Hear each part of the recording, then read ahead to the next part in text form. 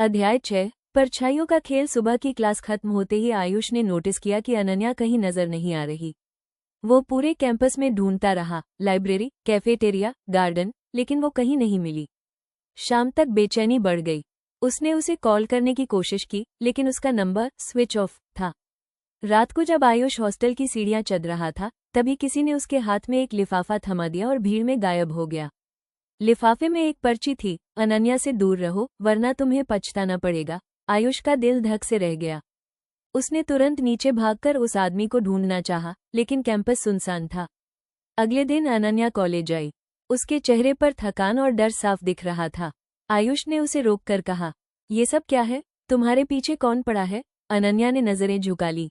मैंने कहा था ना, मेरे अतीत में अंधेरे हैं। तुम्हें इसमें मत पड़ो आयुष, ये खेल तुम्हारे लिए नहीं है। आयुष ने उसकी बांह पकड़ ली। तुम्हें लगता है मैं तुम्हें ऐसे ही छोड़ दूंगा? तुम मेरे लिए सिर्फ मोहब्बत नहीं हो, तुम मेरी जिम्मेदारी हो। चाहे जो भी हो, मैं तुम्हारे साथ हूं। अनन्या की आंखें नम हो गईं। लेकिन उसके होठों पर सिर्फ एक शब्द था, कृपया। वो धीरे से खुद को छुड़ाकर चली गई।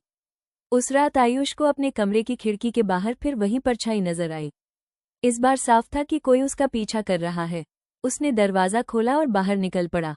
ठंडी हवा में अंधेरा फैला था। गली के कोने पर उसे एक आदमी खड़ा दिखा, चेहरे पर हुड था और हाथ में मोबाइल चमक रहा था। आयुष ने पास जाकर कहा, कौन हो तुम और अनन्या के पीछे क्यों पड़े हो? आदमी ने धीमी हंसी हंसी और बोला, तुम्हें सच जानने की बड़ी जल्दी है, लेकिन सावधान रहना। कुछ सच जानने के बाद इंसान दोबारा पहले जैसा नहीं रहता। इतना कहकर वो आदमी अंधेरे में गायब हो गया। आयुष अब और उलझ गया था। उसे यकीन हो गया कि अनन्या किसी बड़े रहस्य में फंसी है, और अब ये खेल सिर्फ उसके दिल का नहीं, उसकी जिंदगी का भी हिस्सा बन चुका था। उसने डायरी में लिखा, परछाइयां अब साफ दिखने लगी हैं।